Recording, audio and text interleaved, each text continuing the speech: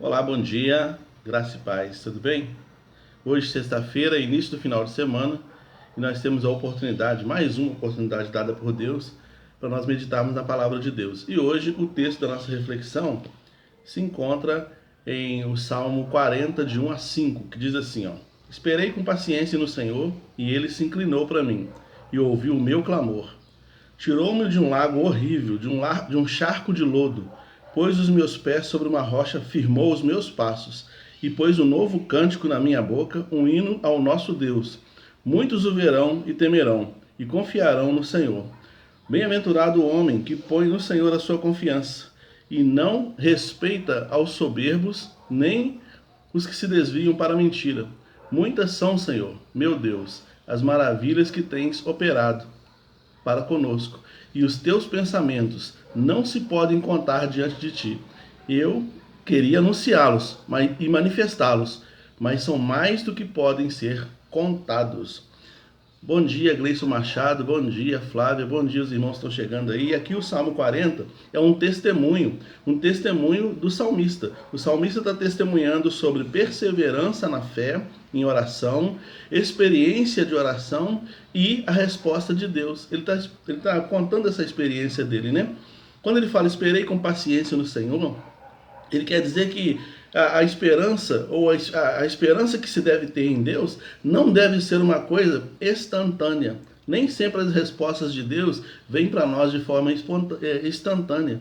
Muitas vezes você vai ter que orar muitos anos por alguma coisa, muito tempo por alguma coisa. Tem coisas que acontecem rapidamente, mas tem outras que demoram a acontecer. Dependendo da coisa, você espera tranquilo. Eu coloquei meu currículo naquela empresa, eu estou aguardando Deus abrir essa porta de emprego para mim. Eu estou com essa enfermidade aqui, estou orando a Deus para Deus me curar. E você vai orando, aí o tempo vai passando. Mas a experiência que ele conta aqui é uma experiência desesperadora. Ele fala assim que ele foi tirado de um lago horrível, um charco de lodo. Imagina um poço artesiano. Eu não vou saber precisar profundidades, mas a profundidade de um poço artesiano depende muito da região, né, onde você vai conseguir água. Mas pensa aí num poço artesiano aí de 15 metros de fundura, 10 metros de fundura. E 1 metro final seja só lodo, só barro. Não é nem barro, é que seja mesmo uma lama. Um negócio bem mole, bem mole, bem mole. Que não te dá nenhum tipo de sustentação para você sair desse poço. E você grita e ninguém escuta. E você não tem possibilidade nenhuma de sair dali, porque tudo ali é muito, muito mole e você não tem consistência nenhuma para tentar se agarrar em nada para conseguir subir. A distância das paredes às vezes não te ajuda muito. Imagina bem esse desespero. Quando eu era pequeno, e agora eu vou contar aqui um testemunho, quando eu era pequeno, talvez aí com meus 9 ou 10 anos de idade, eu fui num campo de futebol que era aqui perto de onde eu moro hoje, e eu não jogava bola, mas eu gostava de ver o pessoal jogando. O pessoal jogando bola ali perto. Perto desse campo de futebol tinha uma grande horta, uma plantação de vários tipos de hortaliças e um monte de coisa. E então a gente jogou bastante bola ali, a gente correu, soltava papagaio, aquele negócio todo, a gente cansado, molecada, você sabe como é que é. Quem tem aí 30, 40, 50 anos sabe o que eu estou dizendo. A gente comia o que tinha no meio do mato, a gente ficava na rua de manhã, de tarde, de noite e passava no meio do caminho, pegava um maracujá que estava ali, abria, comia, ficava por ali mesmo. Não tinha. O nosso café da tarde era pegar uma laranja, não sei aonde, e a gente estava no campo. Quando a gente estava vindo embora, passando perto da horta, alguém teve a brilhante ideia de falar assim: vamos roubar cenoura? Vamos roubar cenoura? A gente está com fome, a gente ficou ali a tarde inteira brincando de bola, vamos roubar cenoura? Aí a gente foi e começamos a tirar cenoura da plantação lá da horta para comer. Lavamos lá no riozinho, passava numa aguinha que passava ali, inclusive para regar mesmo as hortaliças. Lavamos a cenoura, começamos a comer, e o dono da horta veio correndo. Quando ele veio correndo, eu saí correndo também, e eu entrei num lugar que eu não conhecia, porque eu não conhecia o lugar, o ambiente eu não conhecia. E era um pântano, era um brejo. E eu comecei a afundar. À medida que eu ia andando, eu ia afundando. Quando chegou mais ou menos na altura da minha barriga, assim, na minha cintura, né? Eu fiquei desesperado, porque eu não tinha como voltar, porque ele estava do lado de fora me aguardando. Todos os outros tinham corrido, eu era o menor da turma, né? Então eu não corria muito, eu não tinha muita noção. E eu corri ali, fiquei agarrado naquele brejo, e ele ficou do lado de fora esperando eu voltar. Ele conhecia o terreno e eu não. E eu desesperado tentando sair dali, eu falei, Senhor, me tira daqui, me ajuda a sair daqui. E eu acho que ele me viu chorando, que eu comecei a chorar.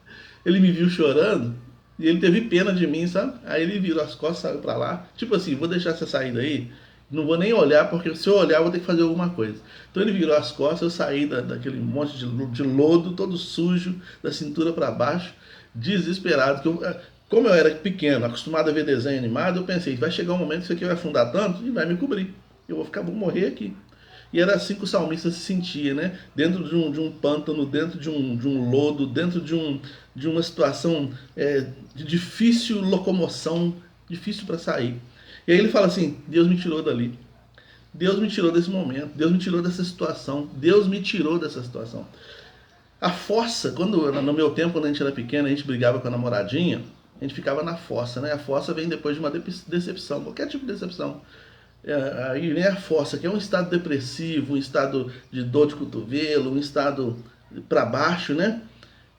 Deus pode tirar disso também. Talvez você não está num lodo, talvez você não está num pântano, talvez você não caiu dentro de um poço, não caiu dentro de uma cisterna, como aconteceu, por exemplo, com Jeremias, que foi jogado na cisterna, mas talvez você está caído numa situação depressiva, numa situação de angústia profunda, de tristeza, de enfermidade. Talvez você está caindo numa situação dessa. Deus pode te livrar. Quando o texto fala assim, eu esperei com paciência no Senhor, ou seja, orando constantemente, ele fala assim, ele se inclinou para mim. Se inclinar é fazer esse ato aqui, ó.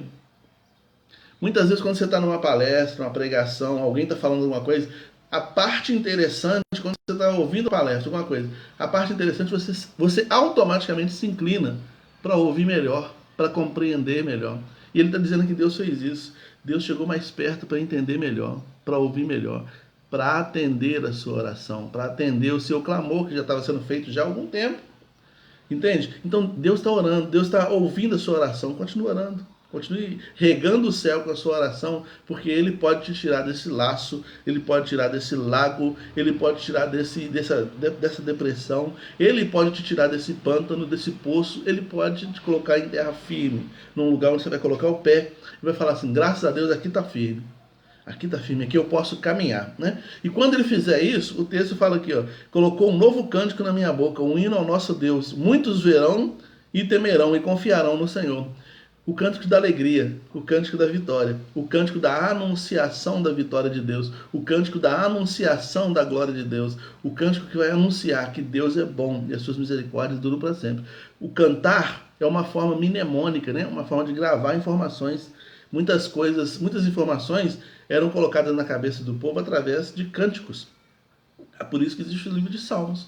O livro de Salmos é cheio de teologias, né? Que são cantadas, que se fossem faladas, fica fácil de esquecer, mas cantadas gravam mais na mente. Então, cantar é um recurso mnemônico, né, que foi usado inclusive na Reforma Protestante. Daqui a pouco a gente está em outubro e vai falar sobre esse assunto, né? Então, é uma forma mnemônica, uma forma de lembrar. Você tem os cânticos chiclete, né? Quanta música aí que está na sua cabeça há 20 anos, 30 anos, 50 anos, você lembra a letra até hoje, está lá na sua mente. Porque a música ela tem essa capacidade de entrar no estado, numa região cerebral que fica ali guardado.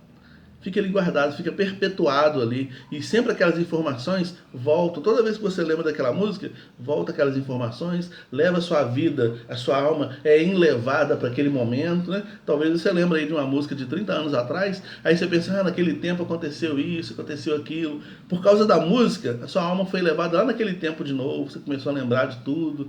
Então ele fala assim, colocou um novo cântico na minha boca para que ninguém esqueça, para eu cantar as maravilhas de Deus, para eu falar sobre a glória de Deus e ninguém esquecer. Vai ficar na mente do povo. E é por isso que existe o livro de Salmos, né? Vamos cantar a glória de Deus. E ele fala assim, e a partir desse meu testemunho, as pessoas vão ouvir, as pessoas vão saber quem é Deus, as pessoas vão querer Deus, sabe? A maior pregação do evangelho é quando a gente fala o que Deus fez na vida da gente. É quando a gente apregou, quando a gente fala do que aconteceu na nossa vida, eu era um drogado, Deus me libertou. Eu não falo isso com orgulho ou com vontade de voltar lá atrás. Eu falo isso me lembrando que Deus me tirou disso. E eu posso dizer para outra pessoa que Deus pode tirar ela disso também, né? Então, e ele fala assim, feliz é o homem, bem-aventurado é o homem que põe no Senhor a sua confiança, que não respeita os soberbos, nem se desvia para nem aqueles que se desviam para a mentira. É o contrário de Jeremias 17,5, né? Aqui ele quer dizer o seguinte: Jeremias 17,5 fala: maldito é o homem que confia no homem. E aqui ele fala assim: bem-aventurado o homem que confia em Deus. Em Jeremias 17,5 vai dizer assim: maldito é o homem que confia na sua própria força, né? Confia no homem, na natureza humana. Nossa natureza é fraca. O homem mais forte do mundo, o homem mais poderoso do mundo, uma hora vai cair. E alguma coisa pode acontecer na vida dele que pode estremecer essa força dele. Isso não acontece com Deus. Por isso que no versículo 4 ele fala assim: feliz é o homem que confia em Deus. Porque os nossos pés de vez em quando vai levar a gente para a lama. A nossa mente de vez em quando vai levar a gente para uma situação de perigo. Isso não acontece com Deus. Em Deus a gente pode sempre aguardar que a força dele irá nos proteger, nos guardar e nos conduzir sempre, né? A força de Deus jamais desaparece, a nossa sim. E no versículo 5, ele vai falar que as maravilhas de Deus são muitas. Ele falou: eu queria falar tudo que Deus fez, mas não dá tempo. Eu nem consigo. Porque tem coisas que Deus faz na nossa vida que a gente nem percebe.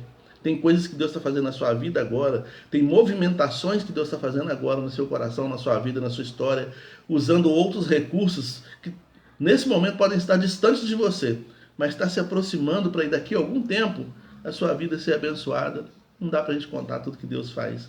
Mas tudo que eu consigo perceber, tudo que eu consigo sentir, tudo que eu consigo viver como experiência com Deus, eu preciso falar. Eu preciso falar. Então essa experiência do salmista pode ser a sua também, né? Espere com paciência no Senhor. Espere com paciência no Senhor que Ele vai se inclinar para você. Espere com paciência no Senhor. Esperar com paciência, e hoje em dia é difícil falar de paciência, né? Mas esperar com paciência é esperar perseverante em oração. É esperar perseverante a resposta da oração. Amém? Tá chovendo Leopoldina, né, meu sogro? Aqui também tá chovendo. Irmã Ana Maria também, muito obrigado pela sua presença aí. Irmãos, vamos orar, né? Vamos orar, pedir a Deus para que abençoe a irmã Hortência, está internada ainda, precisando das nossas orações. A irmã Vera precisa das nossas orações. O Rafael precisa das nossas orações. Irmã Vera e Rafael, problema na coluna. O irmão Cláudio já está em casa, ele colocou 5 discos na coluna e ele já está em casa, tá? Mas precisa muito das nossas orações também. Vamos orar. Senhor, obrigado por tudo que o Senhor tem feito e que há de fazer. Louvado seja o teu nome por isso, porque nós podemos esperar com paciência no Senhor. Obrigado por tudo, pelas tuas misericórdias. Dê um dia abençoado na tua presença. E os nomes citados aqui, ó Deus, irmã Hortência, irmã Vera, Rafael, o irmão Cláudio, que sejam abençoados pelo Senhor. Em nome de Jesus. Amém. Deus te abençoe e te guarde. Deus te dê uma semana, um final de semana abençoado na presença dele.